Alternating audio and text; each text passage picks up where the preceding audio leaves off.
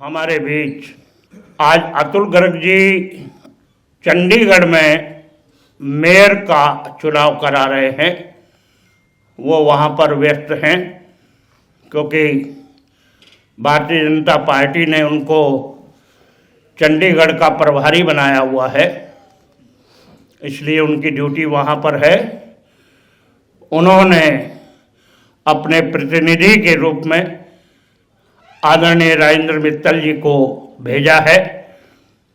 हमारे बीच समाजसेवी रामअवतार जिंदल जी भी उपस्थित हैं। मेरे युवा साथी छोटा भाई गौरव चोपड़ा और भी अन्य कई ऐसी शख्सियत आज यहाँ मौजूद हैं। बालेश्वर त्यागी जी भी हमारे साथ हैं। सुनील शर्मा जी अपने घर से चल चुके, मुश्किल से 7-8 मिनट में हमारे बीच होंगे। जो लोग पीछे बैठे हैं उनसे मैं आग्रह करूंगा कि आगे आकर अपना स्थान ले लें अगली कुर्सियों पर। कवि बंधु सभी मंच के साथ वाले कमरे में बैठे हुए हैं।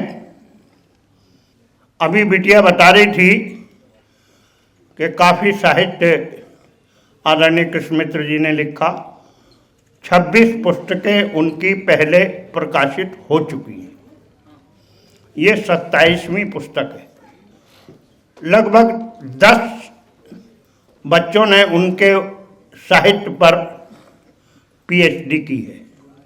हमारे लिए गर्व का विषय ये भी है कि आदरणीय कृष्ण मित्र जी भारत रत्न पूर्व प्रधानमंत्री माननीय अटल बिहारी वाजपेयी जी के साथ भी वीर अर्जुन अखबार में काम करते रहे।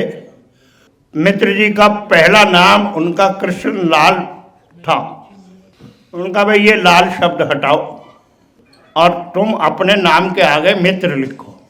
तो इस प्रकार उनका नाम कृष्ण मित्र हुआ। तो कृष्ण मित्र नाम जो है वो माननीय अटल जी ने उनको दिया। और कविताएं भी, शुरुआती कविताएं उन्होंने माननीय अटल जी के सानिध्य में ही लिखनी सीखी। हमारे इस ट्रस्ट की ट्रस्टी आंचल लव यानी कि मेरी धर्मपत्नी हमारे बीच है। कविवर कृष्ण मित्र चैरिटेबल ट्रस्ट बनाने की मुझे आवश्यकता क्यों पड़ी? बहुत से मित्रों द्वारा, बहुत से मेरे बड़े बुजुर्गों द्वारा जब मुझे ये राय दी गई कि यदि अपने पिता का नाम जीवित रखना है तो उनके नाम पर कुछ ना कुछ करते रहो। एक काम तो मैंने ये पकड़ा कि मैं उनके नाम से ये कवि सम्मेलन प्रत्येक वर्ष करता हूँ, क्योंकि वो एक कवि थे। आज भी जो कवि लोग आते हैं वो मित्र जी की शक्ल को, मित्र जी की लिहाज को, उनके सम्मान में कभी किसी कवि ने मेरे से ये नहीं कहा कि हमारे पास समय नहीं है। अगर मैंने फ़ोन कर दिया कि जी मित्र जी की याद में ये फला तारीख को कवि सम्मेलन है, तो हर कवि ने अपनी स्वीकृति सहर्ष उपलब्ध करा दी। ये मेरे लिए भी एक गर्व की बात है। आने वाले कुछ समय बाद कई योजनाएं हैं इस ट्रस्ट में करने की। जैसे जैसे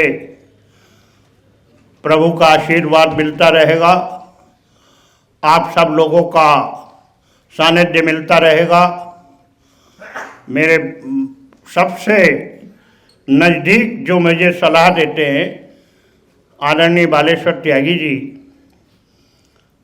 उनकी सलाह के अनुसार मैं धीरे धीरे आगे बढ़ता हूँ। और भविष्य में मैं उम्मीद रखता हूँ कि बालेश्वर जी का आशीर्वाद मुझ पर बना रहेगा और उनके मार्गदर्शन में मैं इस ट्रस्ट को साहित्य की ओर, कुछ स्कूलों में पढ़ने वाले बच्चों की तरफ कुछ शिक्षकों की तरफ, क्योंकि पिताजी एक शिक्षक भी रहे, 22 साल उन्होंने दिल्ली प्रशासन में शिक्षा की, एक शिक्षक रहे, हिंदी और संस्कृत की वो शिक्षा देते थे। मेरे चाचा जी जो मेरे सामने बैठे हैं, आदरणीय योगेंद्र पाल जी, आप दिल्ली, नई दिल्ली नगर पालिका में योग टीचर रहे और उन्होंने भी अपने समय में बहुत नाम कमाया और आज भी आप ताज्जुब करेंगे, 88 साल की उनकी आयु है और प्रतिदिन योग करते हैं, दंड बैठक भी लगाते हैं। पहले वेट लिफ्टिंग करते थे, अब थोड़ा सा वेट लिफ्टिंग की तरफ ध्यान उनका कम है, लेकिन कहते हैं कि आखिर में हर आदमी योग की तरफ चलता है।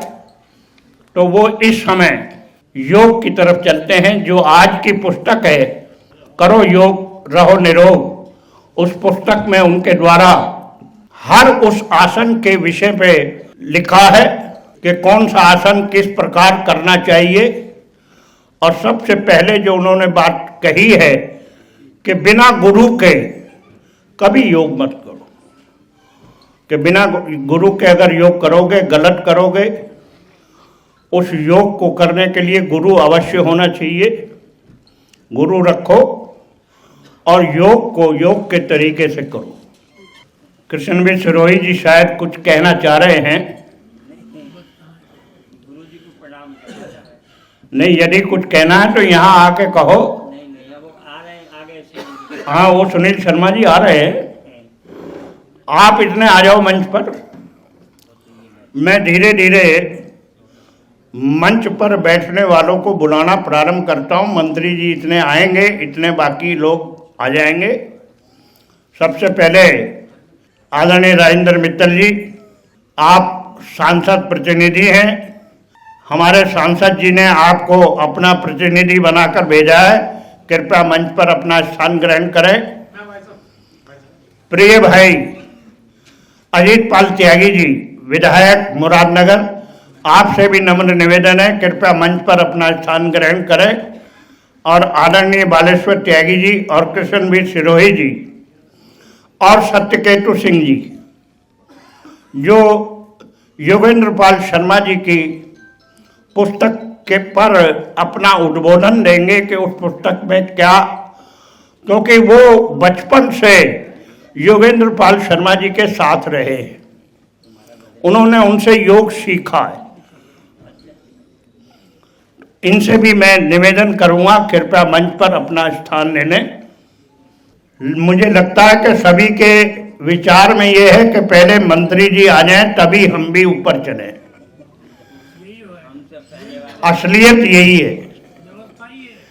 और व्यवस्था भी, बालेश्वर जी का कहना यह है कि व्यवस्था भी यही है कि पहले मुख्य अतिथि आ जाए, उसके बाद सारे अतिथि अपने आप आ जाएंगे।